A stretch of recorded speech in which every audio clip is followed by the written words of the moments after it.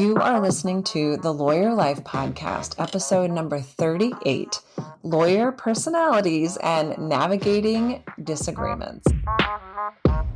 I was actually inspired to select this podcast topic because early in the month of October, I attended a state bar association meeting, and one of the breakout sessions was talking about lawyer personalities and the unique characteristics that make us a little bit different than the average population, and how those differences can make it difficult for us to bridge the gap with other people. At the time, I thought the information was mildly insulting, but surprisingly enlightening, especially as I found myself encountering some really difficult disagreements in my own personal life.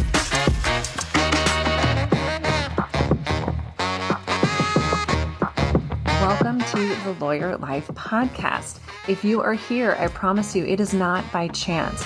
If you're a practicing attorney who wants to have more control over their practice and their time and create their own independent space, listen up. I am Autumn Noble, and I am the founder of the Lawyer Life Collective. As a practicing attorney and a life and career coach for lawyers, I have spent years coaching hundreds of women lawyers from all over the world to take control over their career and make it better align with who they are and who they want to be. Maybe you want to accelerate your success. Maybe you want to make some simple adjustments to your career. Maybe you want more work-life balance. Or perhaps you're interested in pivoting away from law in whole or in part. This is your space to learn from someone who has done all of those things and helped hundreds of women to do the same. I am so glad that you are here to join us on this journey, and I hope that at some point we can connect virtually in a free coaching consultation or virtual coffee, all linked in the show notes. For now, I hope you enjoy the podcast and all of our free goodies that we offer at thelawyerlifecollective.com.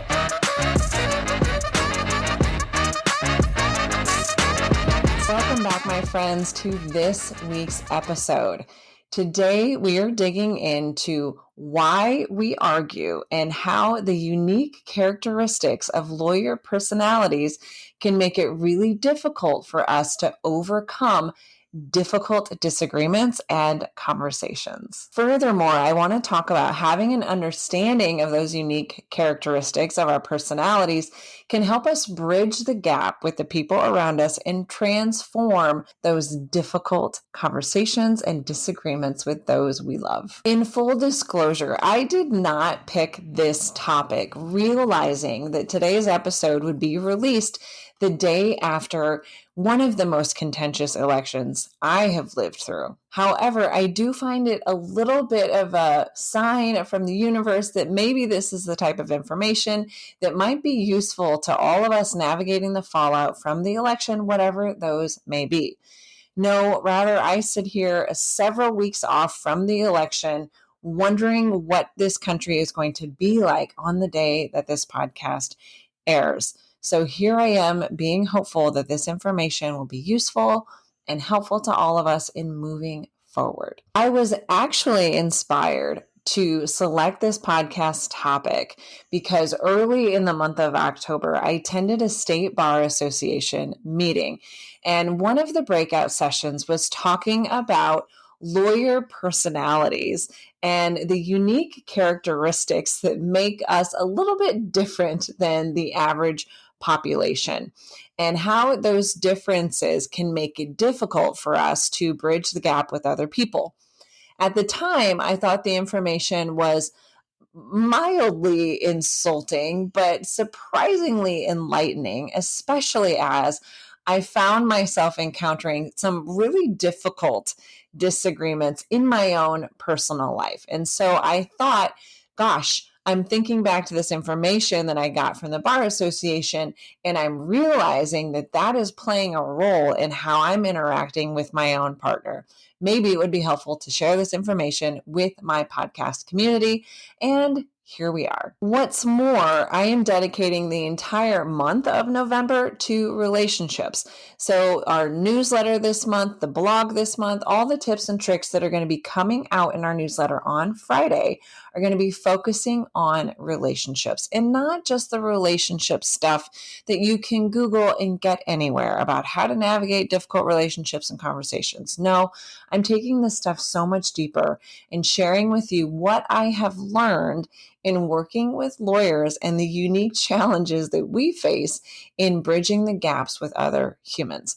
If you're not a member of the newsletter, be sure to head over to thelawyerlifecollective.com and get on that list to make sure that you get the full newsletter that comes out this Friday. So let's go ahead and unpack this topic that was not only prompted by the Bar Association meeting that I went to, but it was also part and parcel a big fat disagreement that I had with my partner that came shortly after that. So I'm going to talk to you about those personality characteristics that I learned, kind of my foundation and understanding of why we argue. And then I'm going to talk a little bit about how mindfulness can help us bridge that gap and how to overcome some of those really difficult disagreements with the people that we care about and love so much. I know that I personally have really struggled in this environment that we've been living in to have productive disagreements with the people around me. So once again, I'm hopeful that this information is timely for all of you. Before we begin, I think it's important to set the stage and remember that our experience on this planet consists of two things. There are circumstances and facts outside of our control, things that happen that we're not able to change. Events, people, things that people say, things that people do. Those are all things outside of our locus of control, and we call them circumstances or just facts of life. Then we step into our power and get to decide what we want to think about all of those things that happen that are outside of our control. So we have no control over facts and circumstances, all of our control in how we think about those facts and circumstances. For instance, I can't control how other people respond to the election. I can't control what they say. I can't control what they do. I can, however, control what I think about all of those things and what I do with respect to all of those things and what I make any of those things mean with respect to me and my place in this nation, on this planet, and in this world.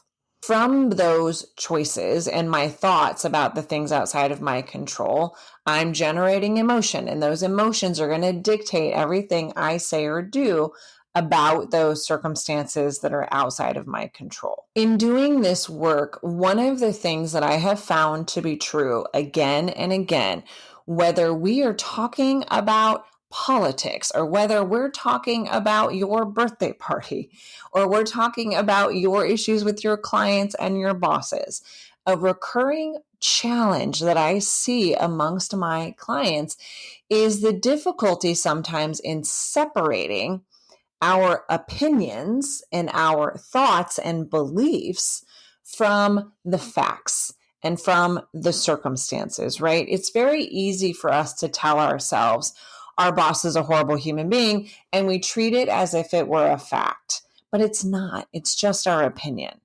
And sometimes those opinions, they seem so factual. They seem like the only way of believing things to be. And that is typically the first step that we start at in coaching, is really recognizing that just because we believe something so strongly and so vehemently, and just because we have a lot of historical evidence of our own to support our conclusions and our beliefs, it doesn't make them true. It doesn't make them factual, and it doesn't make them the reality for everybody else. And so part of our work is really recognizing where our own opinions and beliefs show up and where facts begin, and making sure that we're able to discern the difference between a fact and a circumstance and our opinions and beliefs about it. In one instance, we have power and we have choices, and we can make whatever choice that we want. That is wholly our right as humans. And then the other end of the spectrum, it is just a neutral circumstance, something that's happened in this world, and we attribute good or bad to it with our thinking and with our opinions. Sometimes I find that people present in coaching and they've got such a spin on the circumstances in their life that it's difficult for them to understand that there's any other way of thinking about things. And so a lot of our work is really just recognizing that we get really wrapped up in our own beliefs and our own opinions that we lose sight of the fact sometimes that they are just our beliefs and opinions, and other people may have the exact opposite ones, and that's okay. It doesn't make us right and them wrong or vice versa. It just means that we have chosen to put energy behind different things. And so in that space, it gives room for discourse and room for discussion. But it seems like for whatever reason, over the last couple of years, it's been really difficult for people to discern where their opinions reside and where the facts reside, and to not commingle the two. And I start there because in order for us to bridge a gap in a disagreement with another human being, we have to understand when we are operating from our own opinions and beliefs that are our choices, and where other people are operating from their own opinions, beliefs, and choices. Because that is where we're able to access some empathy. But when we're both believing that our positions are factual and right and mutually exclusive to any other way of seeing things, the ability to bridge the gap is really not there. It has become a bit of a moot point because each party believes that their way is the only way of seeing things, and they're not open to the possibility that their opinion could be flawed and their point of view or perspective could be flawed. And without that, it's difficult to bridge the gap. Now, this episode is not intended to talk about politics, and that's not what I'm intending to get into. But I share that because oftentimes our disagreements with other people are not because of a disagreement about what happened and what the facts are. The disagreement is rooted in whose opinion and perspective is more right than the other person. And that's really helpful to know, because when we recognize that and we realize that, we can start to question and wonder, why is their opinion on this so different from mine? Why is their belief about what's right and wrong so different than my belief about what's right and wrong? In that space of curiosity, we can start to access empathy, ask questions, listen, and diffuse the disagreement. But if we're starting from a place of my position is factual and right, there's very little room for movement there. And it's best often in those situations just to walk away. So moving forward from this premise that arguments and disagreements with other humans usually erupt not because there's a disagreement about the facts of what happened. Sometimes that's in there, but usually there's a general agreement about the situation and the facts. The issue then becomes whose thoughts about those circumstances and facts are more true or more right. Now, when you can start to look at a disagreement through that lens, it's a little bit easier to embrace this idea that just because I have my opinions and beliefs, it doesn't make them absolute. And it doesn't mean that everybody around me has to agree with them, because our own personal thoughts and beliefs, they're not universal truths, and nobody around us has to subscribe to them. That is the beauty of being a human being, is that we get to choose to believe whatever we want. But when we're having a disagreement with someone that we care about, that disconnect can be tremendously painful.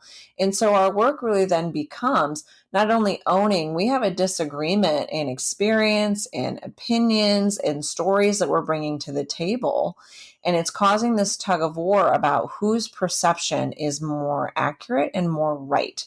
When we approach a disagreement from that space, there's a lot more room for growth.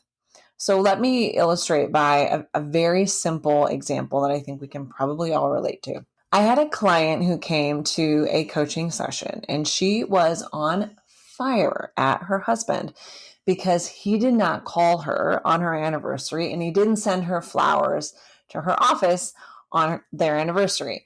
And they hadn't been married that long. And so she was really feeling kind of put out and thinking like, this is how it's going to be for the next 50 years. He's just never going to care. And on we go.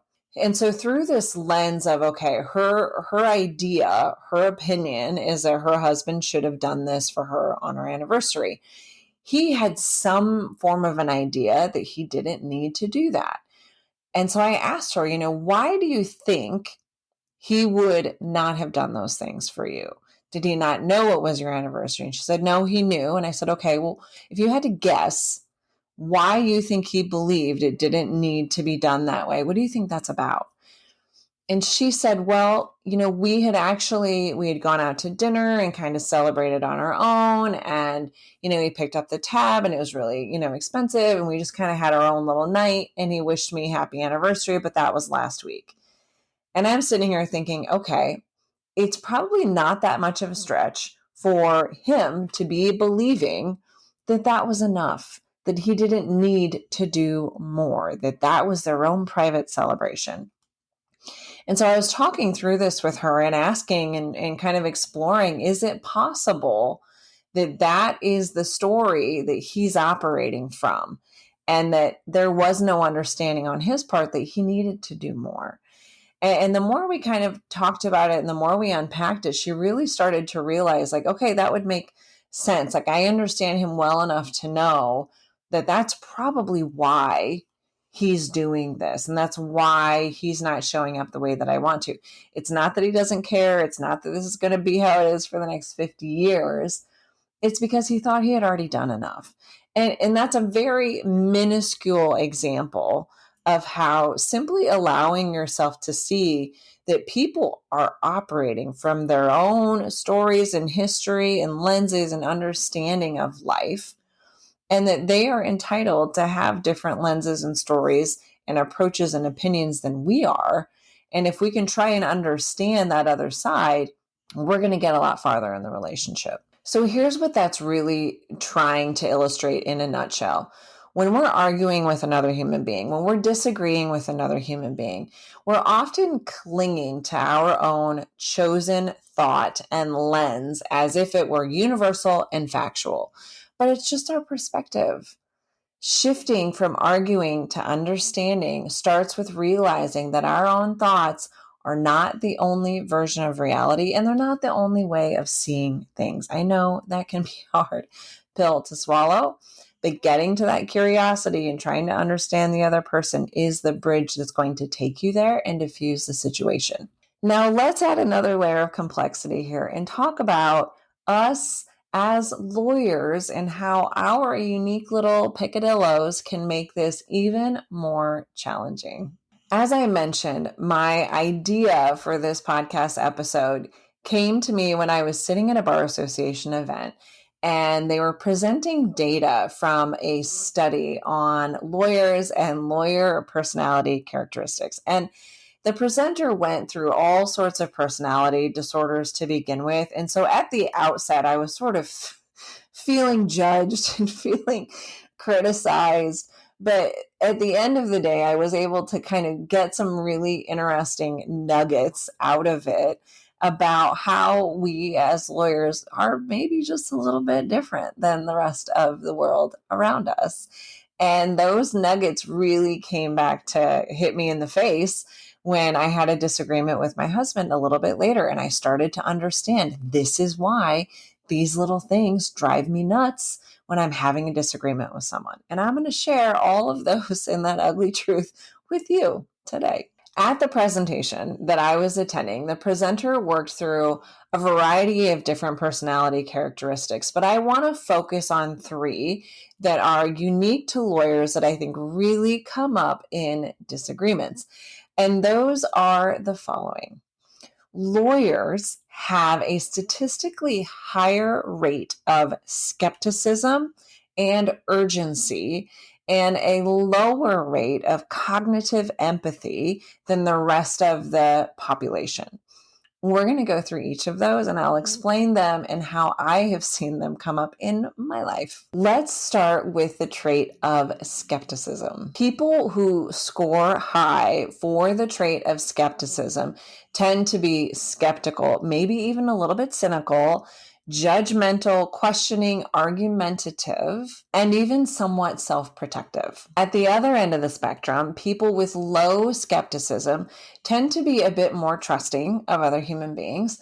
They're more accepting of others, and they give others the benefit of the doubt more readily than those who score higher on the skepticism scale. In the study that they cited, they had done some research at a large law firm and found that the lawyers at that law firm scored in the 90th percentile for skepticism rates, meaning the vast majority of the lawyers in that firm were much more skeptical of information being provided to them than most average human beings would be. This means that we tend to be a little bit more judgmental and questioning everything that comes our way, which can be certainly beneficial as attorneys. It is our job to make sure that we're very clear on the facts and we know where the opinions lie and we know where the facts lie and we know what that line is. Skepticism helps us get there. But you can imagine how in interpersonal relationships, this can become very challenging. When we approach interpersonal relationships, mentoring, for example, or teaching, for example, when we allow skepticism to participate in those types of interactions, it can really hinder collaboration because it can have a little bit of a cooling effect on people around us when they feel like we're constantly not trusting the things that they are saying, right? It's hard to build a relationship around a lack of trust. For me, I found this to be the most relevant, and maybe this is a characteristic that hit closest to home for me. I was recently having a disagreement with my partner, and I was really wanting to understand his perspective. Like I knew like I needed to get there and I probably should get there, right? But I was having a hard time because I was challenging everything he was saying. He would say something and I'd say, well, where are you getting that from? What are your facts? Like, where did you read that? What is your source? And he's looking at me like, why are you coming at me like that? I'm just telling you, this is what I think.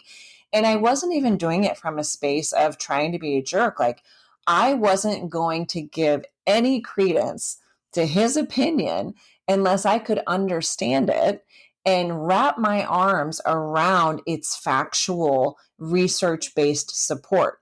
And his inability to provide me with that level of detail totally shut me down, and I was completely judging his perspective.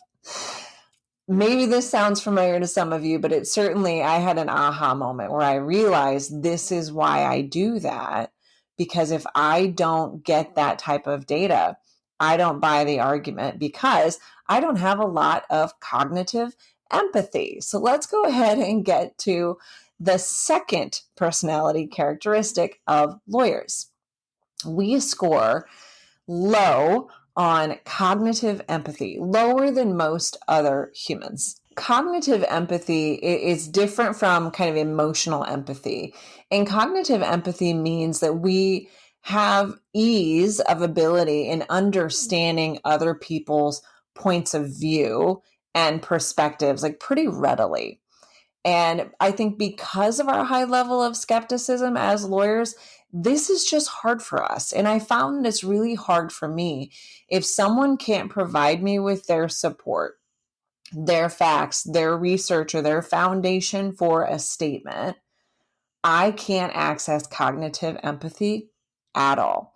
I just throw their arguments out the window as if they're just completely ridiculous. And so to me, the skepticism and the cognitive empathy really go hand in hand, right? Skepticism kind of leads, and if I can't overcome that, then the cognitive empathy really kind of pushes me away from them. And I don't understand their point of view because I feel like they haven't adequately explained it or backed it up. It may seem that this makes a lot of sense for lawyers, right? Like we are trained to think critically and to not really just accept everything that's given our way. But again, in personal relationships, we have to understand the line between skepticism, or the need for skepticism, and the need to kind of find a way to empathize cognitively with other people's points of view, to set that skepticism aside and see if we can access any way to appreciate their point of view, despite their inability to overcome all of our skeptical questionings and demands for foundation.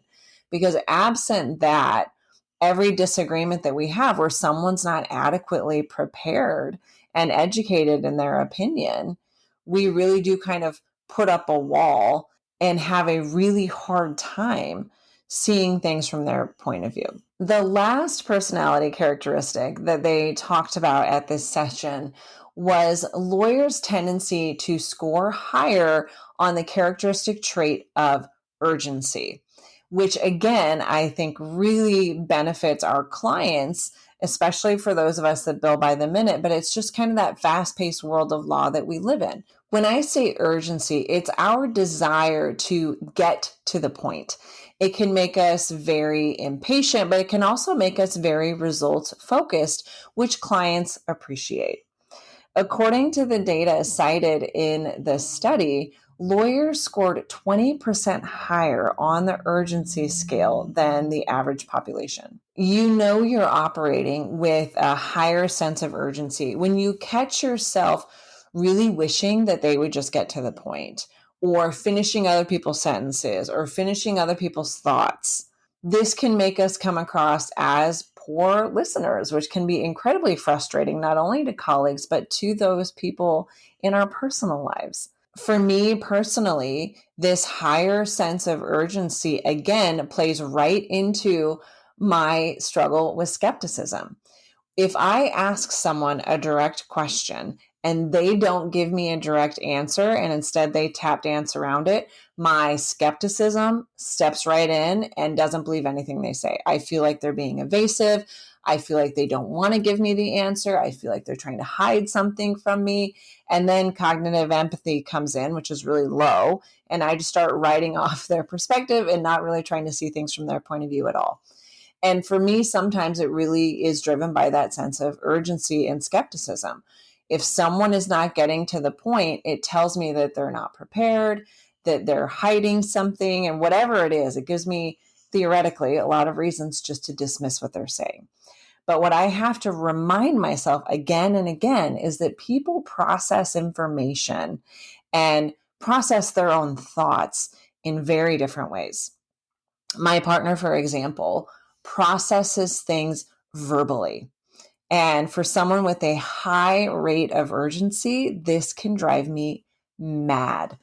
And this, again, I think is why meditation and mindfulness are so essential for people with higher rates of urgency, because my mindfulness practice has really helped me plug in with my mind and my body in those moments. When I feel myself clenching my hands or like getting tense, waiting for somebody to get to the point, I know that that sense of urgency has really kicked in. And I really have to watch my thoughts and remind myself that maybe they're just processing. Maybe they're trying to come to their own conclusion and they really are trying to answer my question and they're not being evasive. Maybe I've made them uncomfortable and they're rambling, but really being open to the possibility that there may be some other reason why they're taking longer to answer the question. But for me, I notice it in my body right away. I tense up, I clench my jaw, and then I see my thoughts kind of judging them for not just getting to the point.